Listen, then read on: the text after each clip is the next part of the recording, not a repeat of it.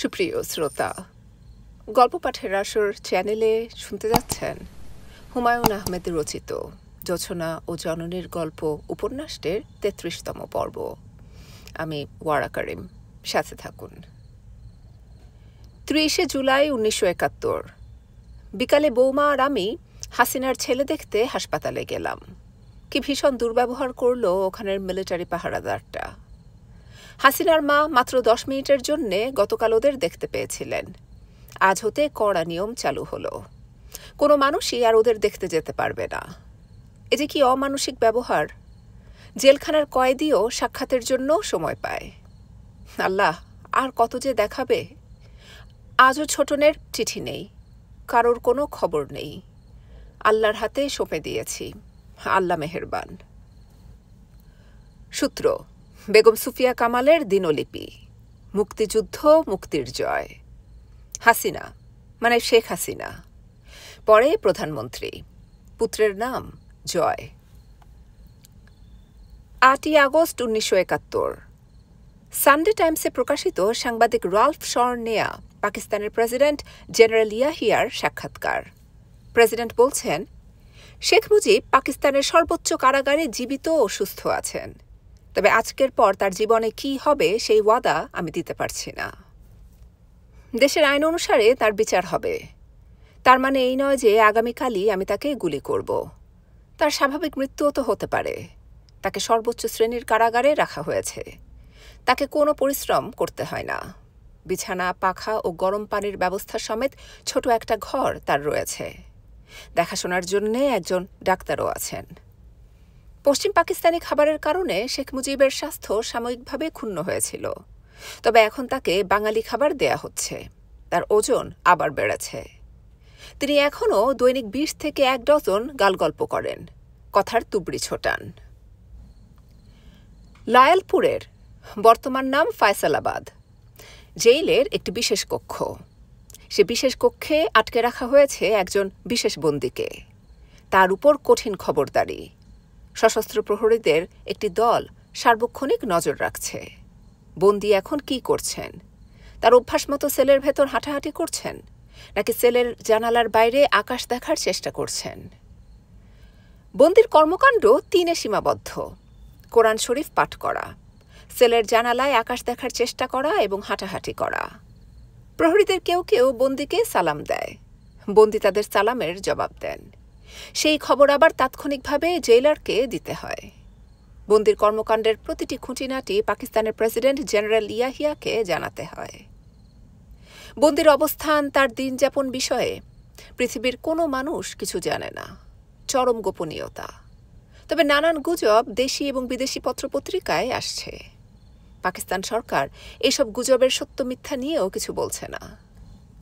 শেখ মুজিবুর রহমান বিষয়ে তাদের কিছু বলার নেই। একটি জোর গুজব, যা কলকাতার স্টেটমেন্ট পত্রিকাতেও এসেছে, তা হল শেখ মুজিব অনশন করছেন। অনশন শুরু হয়েছে জুন মাস থেকে।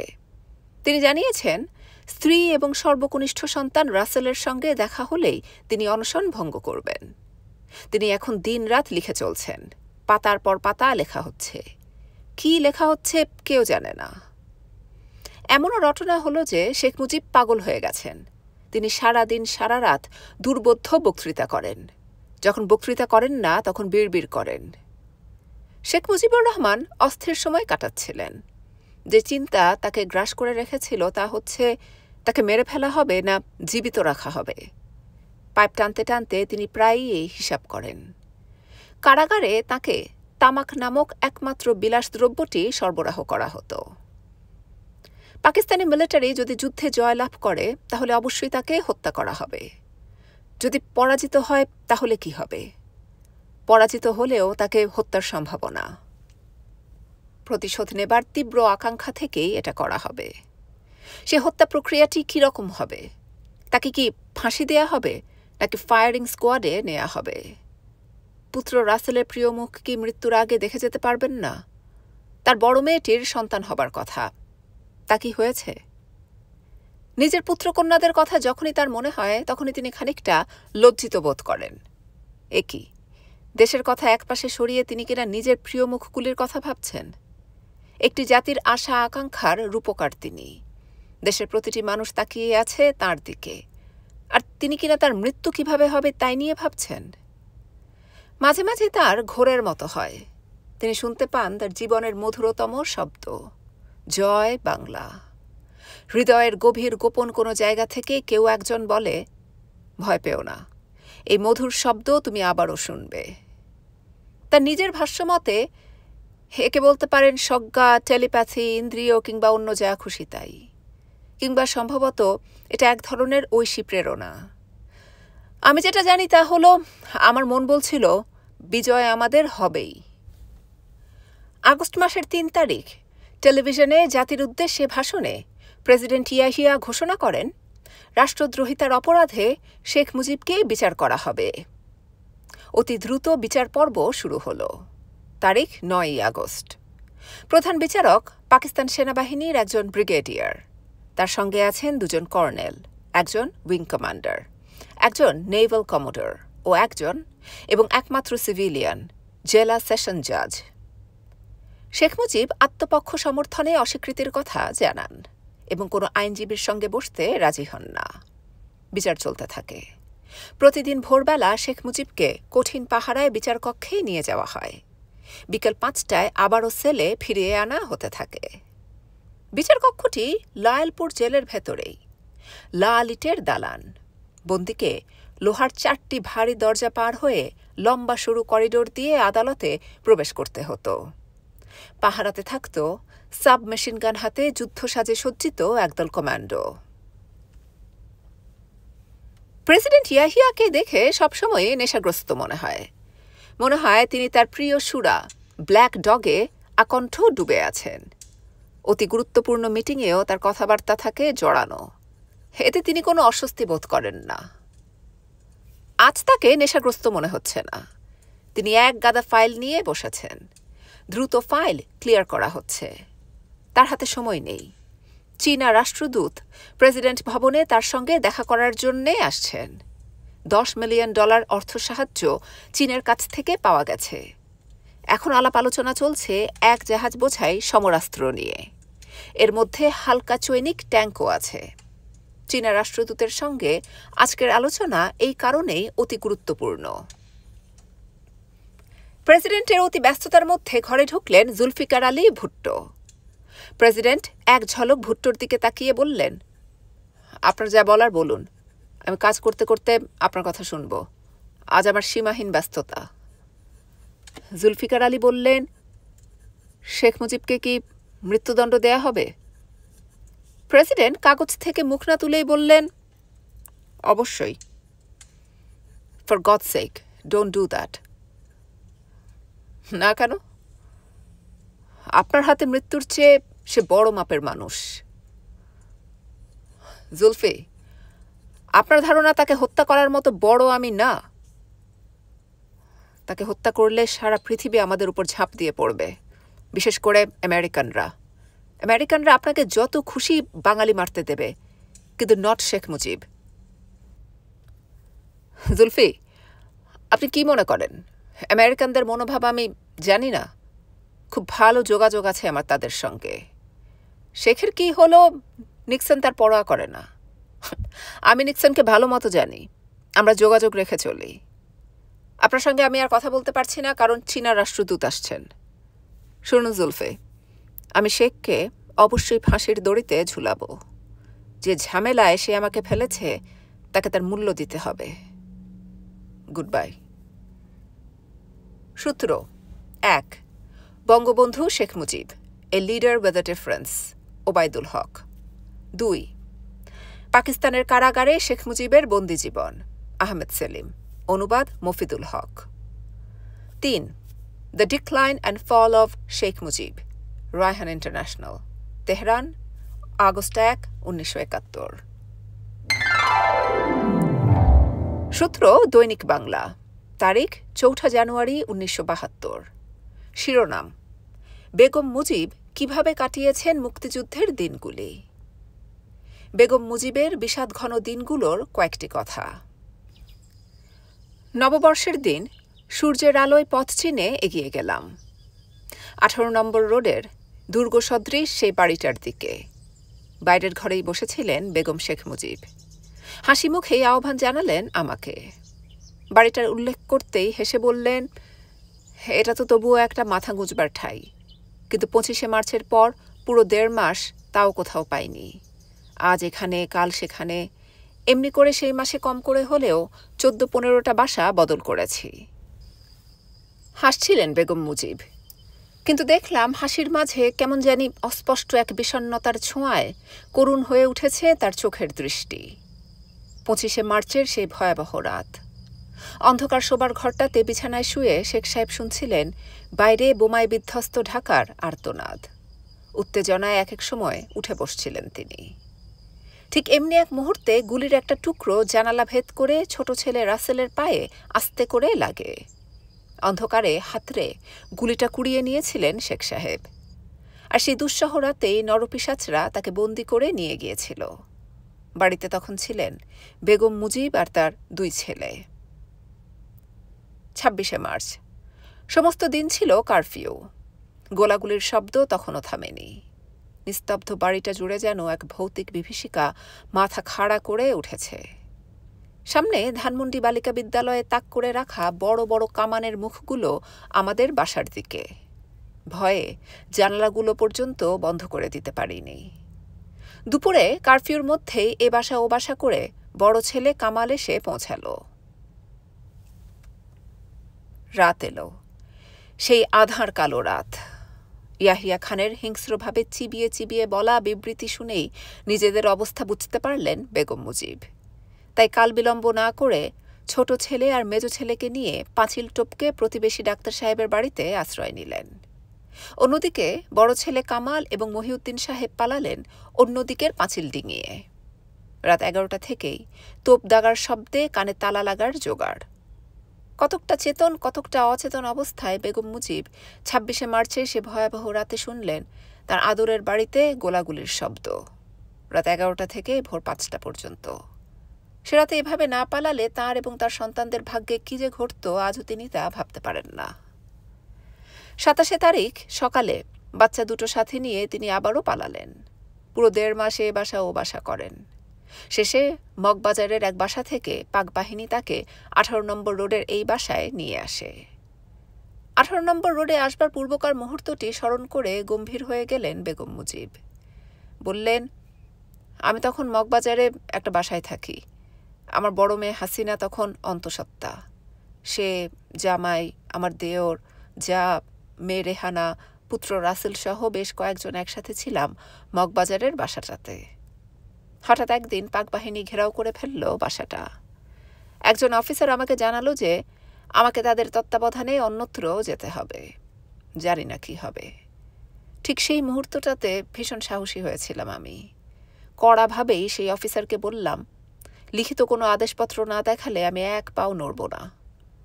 উত্তরে সে উদ্ধতভাবে জানালো যে ভালোভাবে তাদের সাথে না গেলে তারা অন্য পন্থা গ্রহণ করবে। তখন আমি বাধ্য হয়ে বললাম যে আমার মগবাজার বাসায় যারা আছেন তাদের প্রত্যেককে আমার সাথে থাকতে দিতে হবে। আমার কথায় তারা নিজেরা কি যেন আলোচনা করল।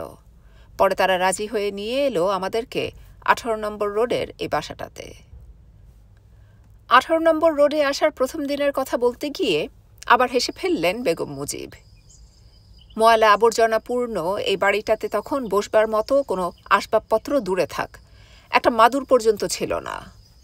জানালার পাশ ঘেঁষা 3-4 ফিট প্রশস্ত এক ফালি জায়গায় ঘেঁষাঘেঁষি করে বসেছিলেন তিনি এবং তার পরিবারের সমস্ত সদস্যরা।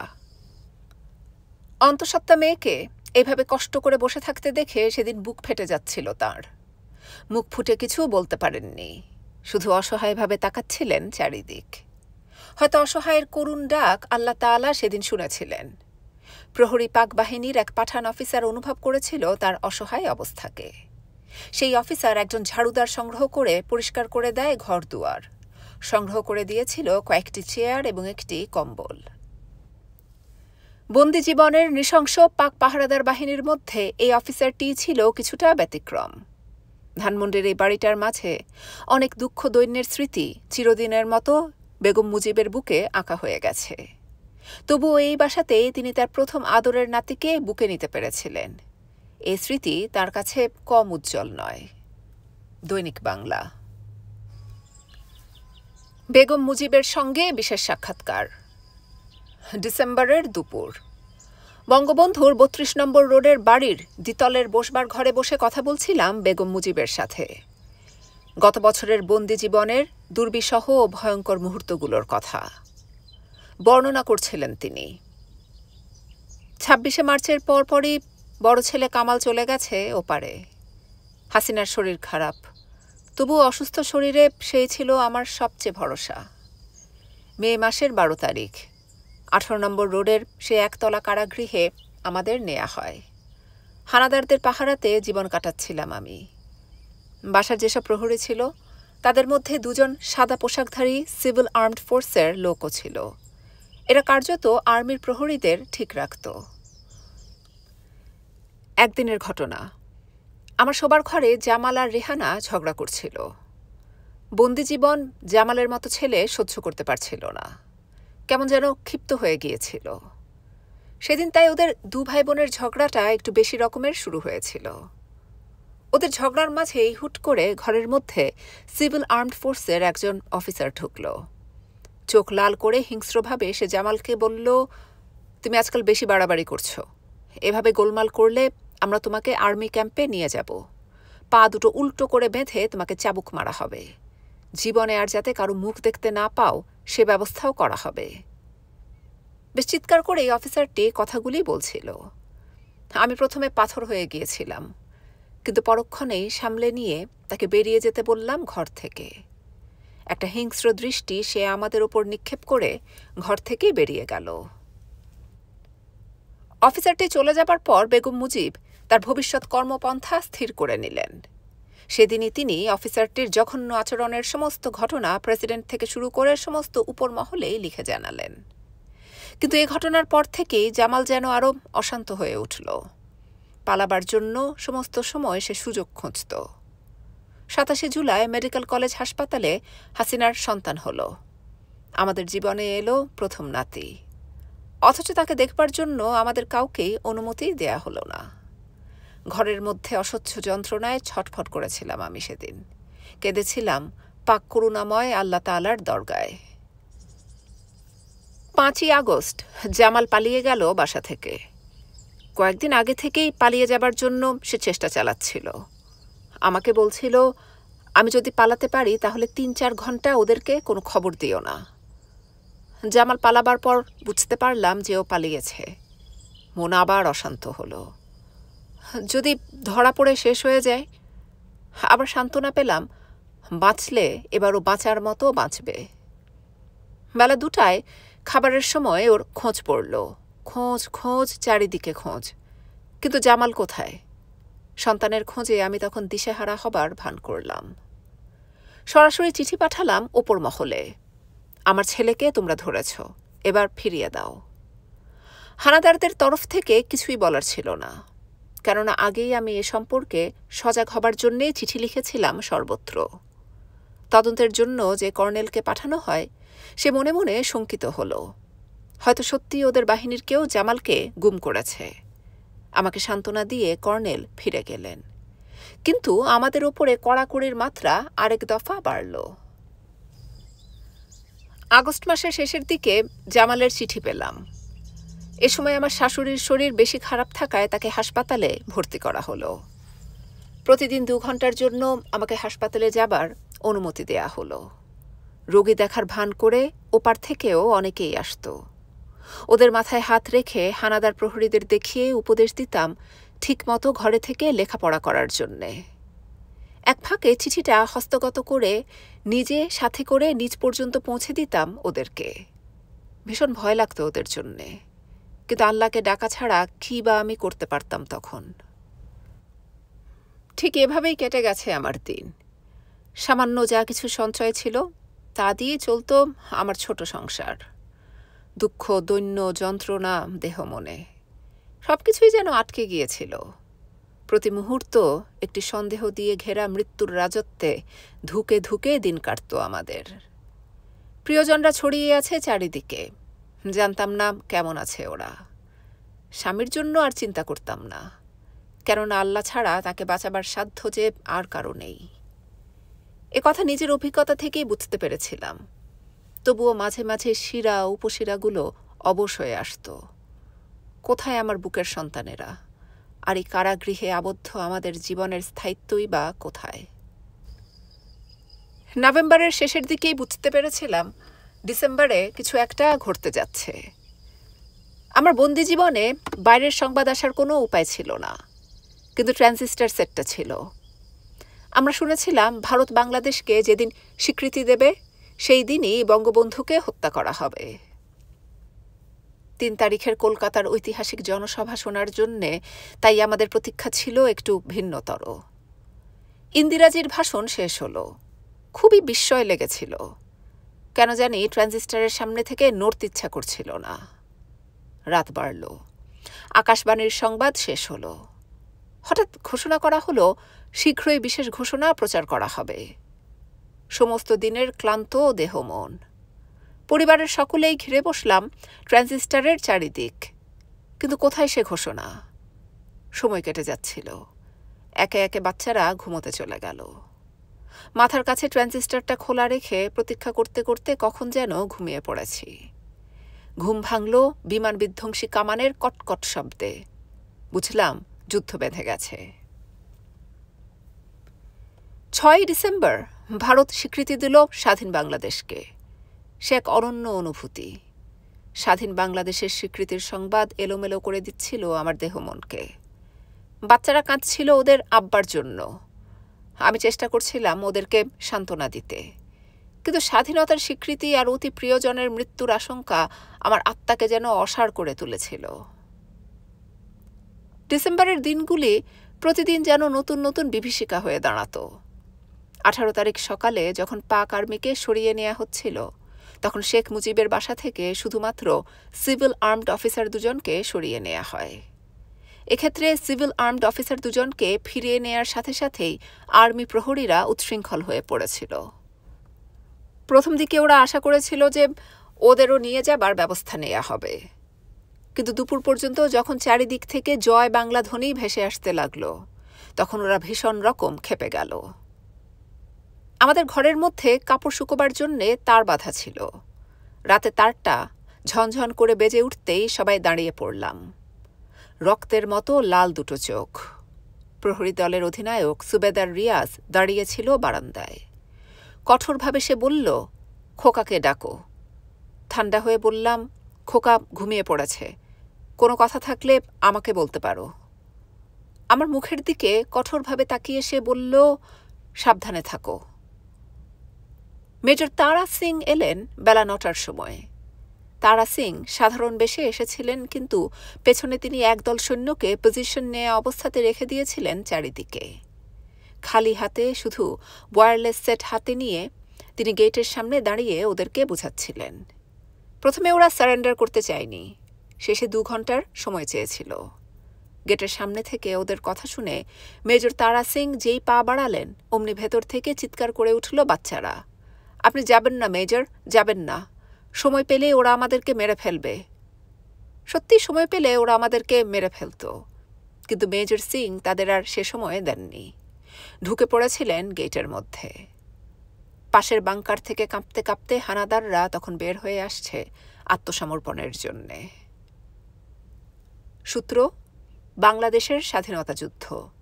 দলিলপত্র 8ম খণ্ড, পৃষ্ঠা 635। গণপ্রজাতন্ত্রী বাংলাদেশ সরকার, তথ্য মন্ত্রণালয়।